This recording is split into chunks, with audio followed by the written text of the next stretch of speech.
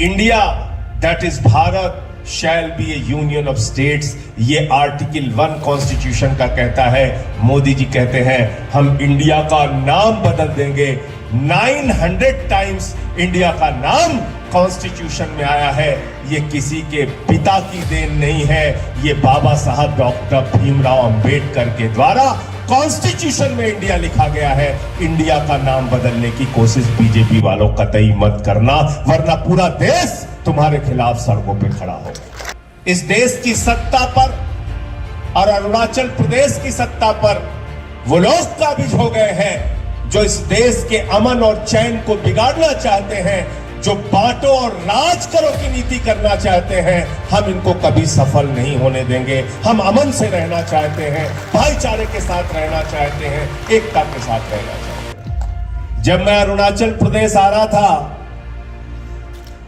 तो मुझे लगा भाषा की बहुत परेशानी आएगी, पता नहीं हिंदी समझने वाले लोग मिलेंगे कि नहीं मिलेंगे। लेकिन कार्यक्रम का संचालन हमारे साथी जब यहां पे कर रहे थे, स्टेट के स्पोक्स पर्सन, तो मुझे लगा कि बहुत सारे नॉर्थ इंडिया के लोग इनसे हिंदी सुन के शर्म आएगी उनको कि वास्तव में कितनी अच्छी हिंदी बोल रहे हैं।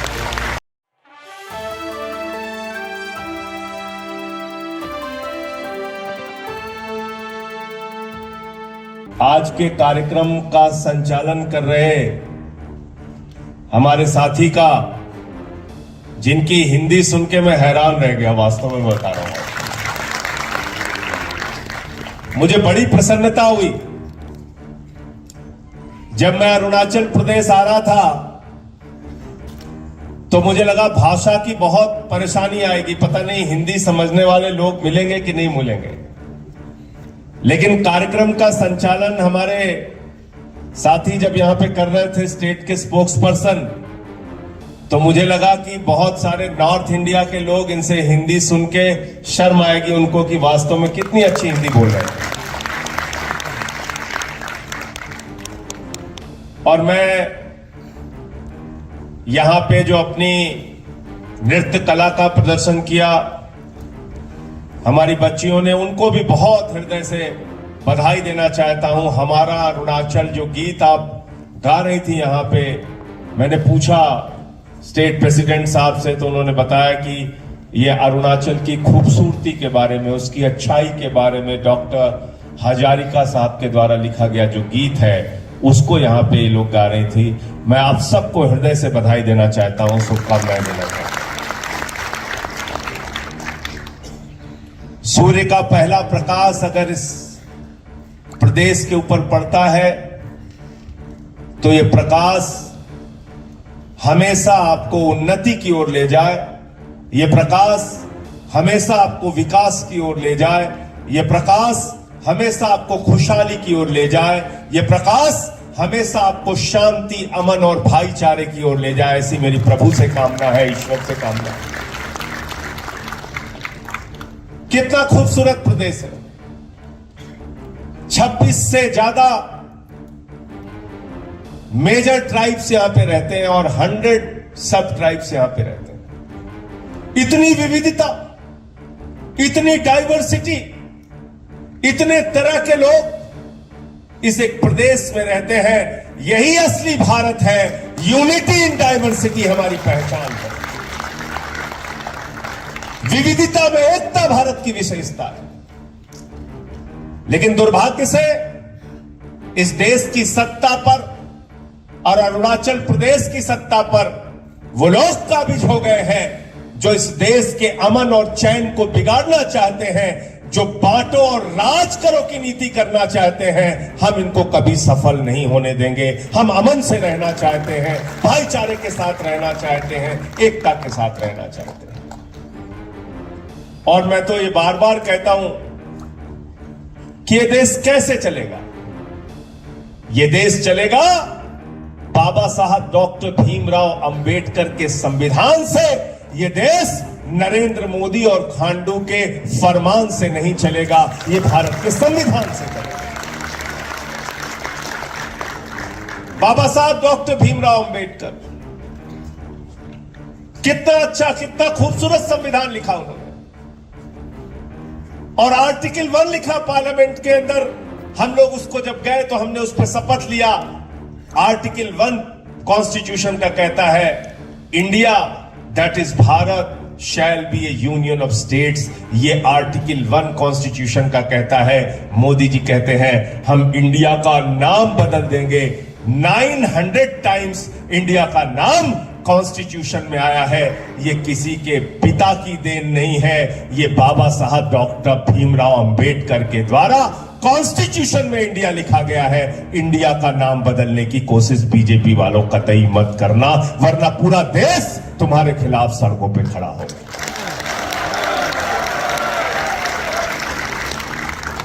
इंडिया के नाम पे अलायंस बन गया तो कह रहे हैं इंडिया का नाम बदल देंगे। कल को भारत के नाम पे अलायंस बन जाएगा, कहेंगे भारत का नाम बदल देंगे। हिंदुस्तान के नाम पे अलायंस बनेगा, कहेंगे हिंदुस्तान का नाम बदल देंगे। अरे इस देश की खूबसूरती को पहचानो।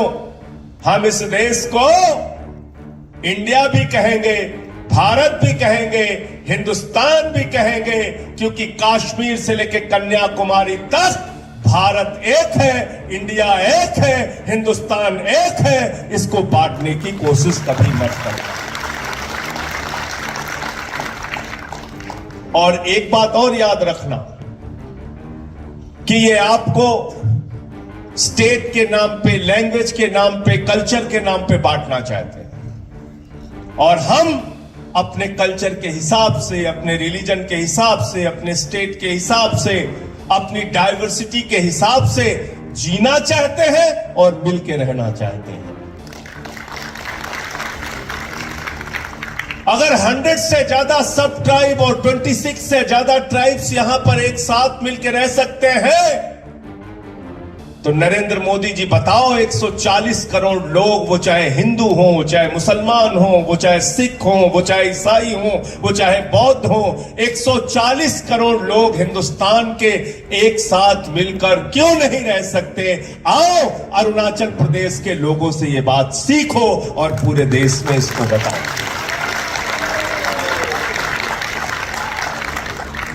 तुम गांधी के देश में हिंसा कराना चाहते हो?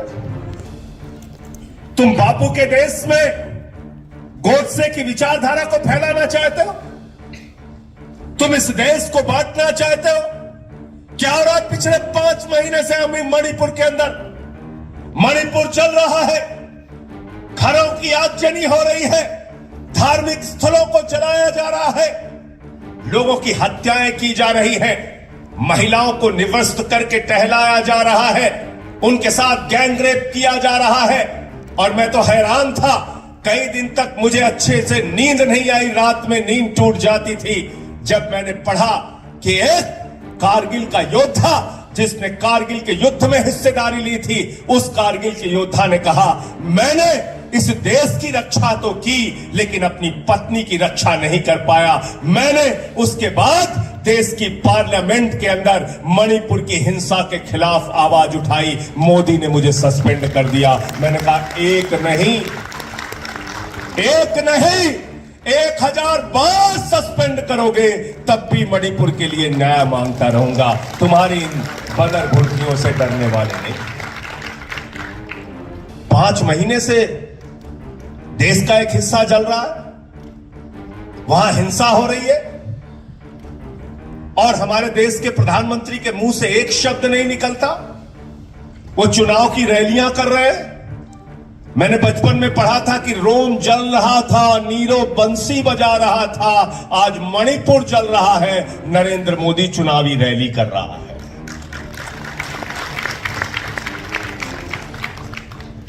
गलत तो नहीं कह रहा हूं?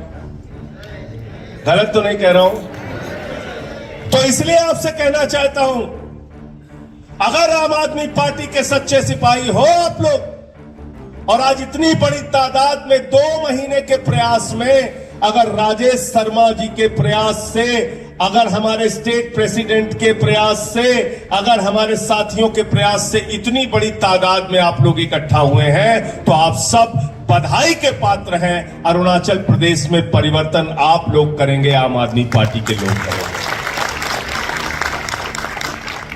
राजेश शर्मा जी हमारे नॉर्थ ईस्ट के इंचार्ज हैं। मैं कल गया था, डॉक्टर चौधरी साहब, हमारे भूपेंद्र चौधरी जी आसाम के प्रेसिडेंट हैं, गुवाहाटी में बहुत बड़े कार्यकर्ताओं का सम्मेलन हुआ।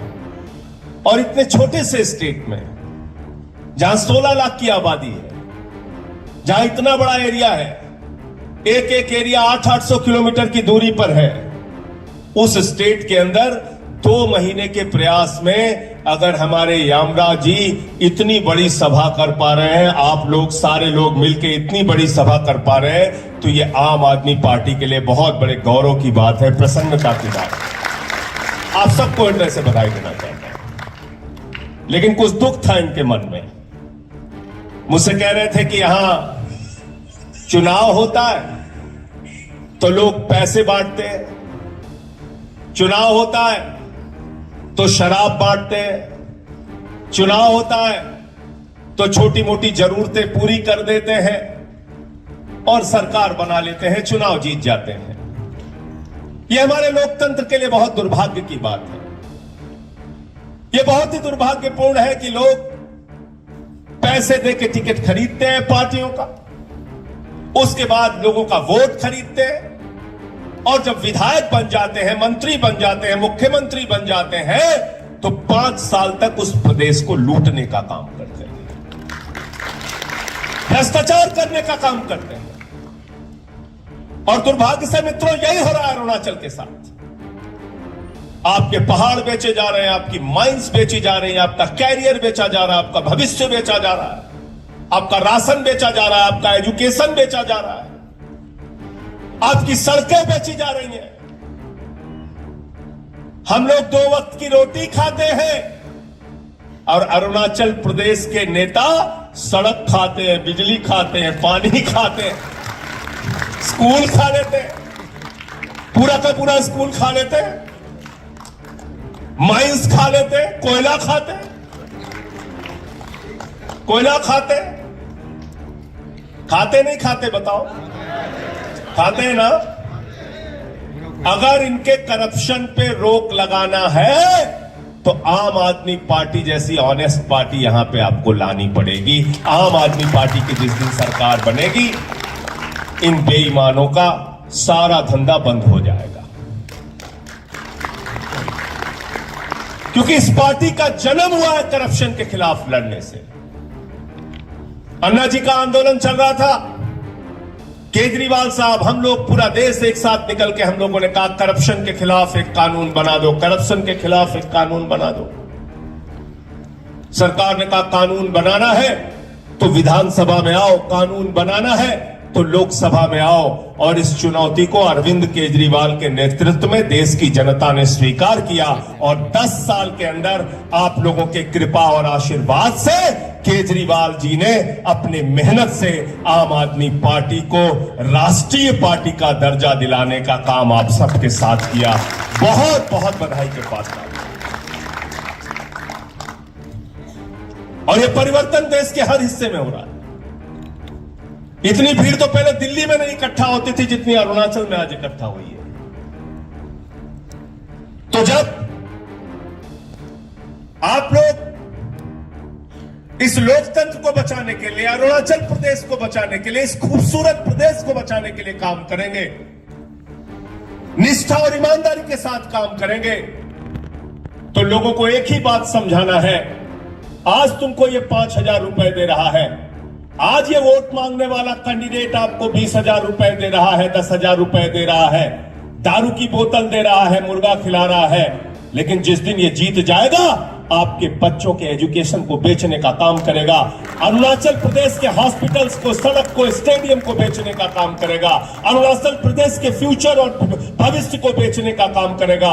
और हमने देखा कि यहां पर एक नौजवान, उसका अब वो इस दुनिया में नहीं है, हमारा वो नौजवान ग्यामर, और उसने करप्शन के खिलाफ लड़ाई लड़ी। करप्शन क्या था? सिविल सर्विसेज में 40-40 लाख रुपए में पेपर लीक किया गया, 40-40 लाख रुपए में। उसके खिलाफ उस नौजवान ने आवाज उठाई। अगर आम आदमी पार्टी से जुड़ना चाहते हो, अगर अरुणाचल को करप्शन फ्री बनाना चाहते हो, अगर अरुणाचल प्रदेश के लोगों को कहना चाहते हो नो टू करप्शन, तो ग्यामर के रास्ते पे चलना पड़ेगा। ऑनेस्टी से इस प्रदेश को बचाने के लिए काम करना पड़ेगा। और जो स्टैचू बनाने की लड़ाई चल रही है, स्टैचू ऑफ ऑनेस्टी, उस स्टैचू ऑफ ऑनेस्टी को बनाने के लिए हम सारे लोग आम आदमी पार्टी के कार्यकर्ता काम करेंगे। ग्यामर यहां के हीरो हैं। क्यों? क्योंकि वो ऑनेस्टी के लिए लड़ाई लड़ी और इसलिए इस प्रदेश को खोखला करने वाले लोग, उनको यह बताना पड़ेगा कि जो नेता पैसे देके चुनाव में टिकट लाएगा, पैसे खर्च करके वोट लेगा, एमएलए बनेगा, मिनिस्टर बनेगा, तो चुनाव जीतने के बाद वो रामायण की श्लोक तो नहीं पढ़ेगा, कुरान की आयत तो नहीं पढ़ेगा, बाइबल का पाठ नहीं करेगा। वो चुनाव जीतने के बाद करप्शन करेगा, जितना पैसा खर्च किया है उसका 10 गुना ज्यादा पैसा निकालने का काम करेगा। आम आदमी पार्टी क्या करती है? केजरीवाल जी क्या कहते हैं? वो कहते हैं ईमानदारी से मैं आपके लिए काम करूंगा, लेकिन उसकी पहली शर्त यह है कि ईमानदारी के साथ आपको हमको वोट देना पड़ेगा। गलत तो नहीं कह रहा हूं? ईमानदारी से वोट दोगे तो मैं ईमानदारी से काम करूंगा, करप्शन के नाम पे वोट दोगे तो करप्शन करेंगे। तो इसलिए ईमानदारी के नाम पर अगर आप वोट दोगे तो केजरीवाल साहब कहते हैं, और दिल्ली के अंदर वो करिश्मा अरविंद केजरीवाल ने करके दिखाया। जब सत्ता में आए तो किसी ने सोचा नहीं था, भारत के पहले मुख्यमंत्री अरविंद केजरीवाल बने, जिन्होंने कहा गरीब के घर में रोशनी तो होनी चाहिए, लेकिन उस रोशनी की कोई कीमत नहीं होनी चाहिए। Free electricity, free electricity Delhi के अंदर पहली गवर्नमेंट आम आदमी पार्टी की केजरीवाल जी की बनी। और जो हमारे अरुणाचल के साथी दिल्ली में पढ़ाई करते होंगे, रहते होंगे, उनका 0 बिजली का बिल आता होगा, पूछ लेना आप। आता नहीं आता 0 बिजली का बिल? पूछ लेना आप। जो साथी आपके दिल्ली में होंगे उनसे पूछ लेना। 0 बिजली का बिल आता है, 200 यूनिट तक फ्री, 400 यूनिट तक आधे दाम पे। अरुणाचल प्रदेश जहां पे बिजली जरूरत से ज्यादा पैदा होती है, जिस प्रदेश से दूसरे राज्य को बिजली दी जाती है, जिस प्रदेश से दूसरे देश को बिजली दी जा सकती है, उस प्रदेश में 9 रुपए 50 पैसे यूनिट बिजली मिल रही है। और दिल्ली के अंदर 0 में बिजली का बिल आता है, फ्री बिजली मिल रही है। ये सिर्फ और सिर्फ करप्शन की वजह से है, करप्शन की वजह से। आम आदमी पार्टी की अरुणाचल में सरकार बनी तो 5000 रुपए हर महीने आपका बिजली का बिल बचेगा। बचेगा कि नहीं बचेगा बताओ? बचेगा कि नहीं बचेगा? आ जाते हैं एजुकेशन पे। दिल्ली में एजुकेशन फ्री किया केजरीवाल जी ने।